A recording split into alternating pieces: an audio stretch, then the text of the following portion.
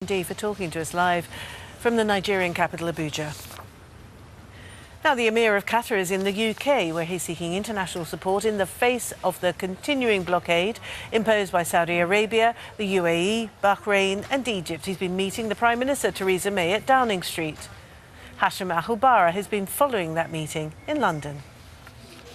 The Emir's meetings today with the British Prime Minister and the Minister of Defence are part of a Qatari charm offensive that has been in full swing over the last few months. We've seen the Emir of Qatar travelling to different capitals, meeting with world leaders, rallying international support for his country as he continues to face a blockade imposed by its neighbours, Saudi Arabia, UAE, Bahrain and Egypt. The meeting centred around the boosting economic and military cooperation between Britain and Qatar.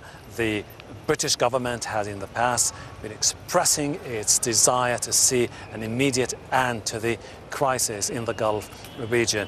The highlight of the event was basically the ceremony at the Ministry of Defence, where the Emir of Qatar presented the colours of the squadron, which is going to be a unit of Qatari and British pilots who are going to protect the skies above Qatar in 2022, when the Gulf nation will host the Football World Cup. And this is quite a significant message from a Qatari perspective. They would like to tell their own neighbours that you're still going on with the blockade. However, we've managed to consolidate our partnership with key political and military heavyweights such as the US, France and now the UK.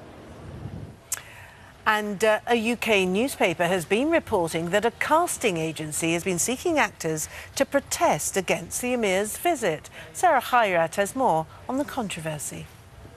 Now, on Monday, a UK casting agency offered actors $26 to take part in what it called an anti-Qatar event outside Downing Street. Now, people who are signed up to the agency then posted screenshots of the call-out email sent to them by a company called Extra People. Now, the email said its client is looking for, quote, a large group of people to fill space outside Downing Street during the visit of the President of Qatar. Now, there's two very obvious errors there: the use of the word President and the misspelling of Qatar as well. Then the email goes on to say, this is an anti-Qatar event. You'll not have to do or say anything. They just want to fill space.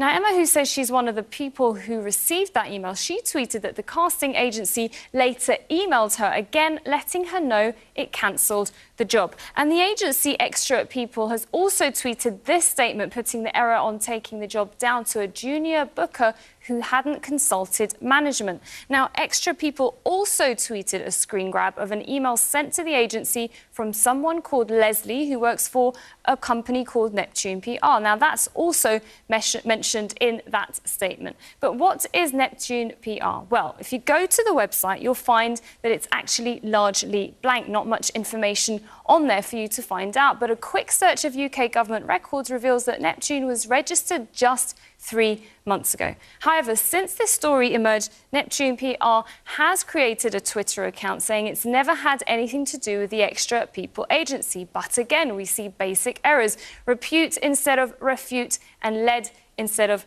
lead. Now, while it's still not clear who's really behind all of this, fingers are pointing towards Saudi Arabia and the UAE. Now, both countries, along with Bahrain and Egypt, have imposed a blockade against Qatar for more than a year, and they accuse Qatar of funding terrorism, something it vehemently denies over and over again. But Qatar says the countries involved are bullying it and trying to infringe on its sovereignty.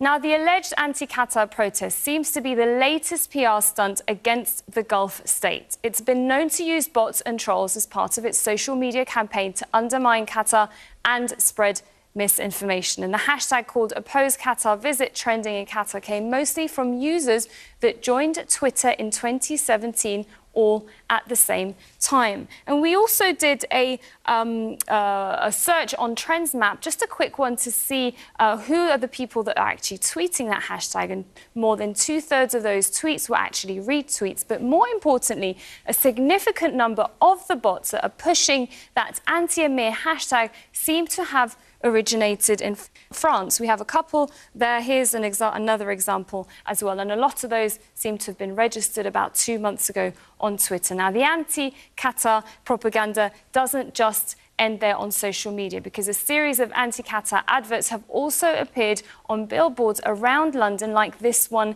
here opposing the Emir's visit.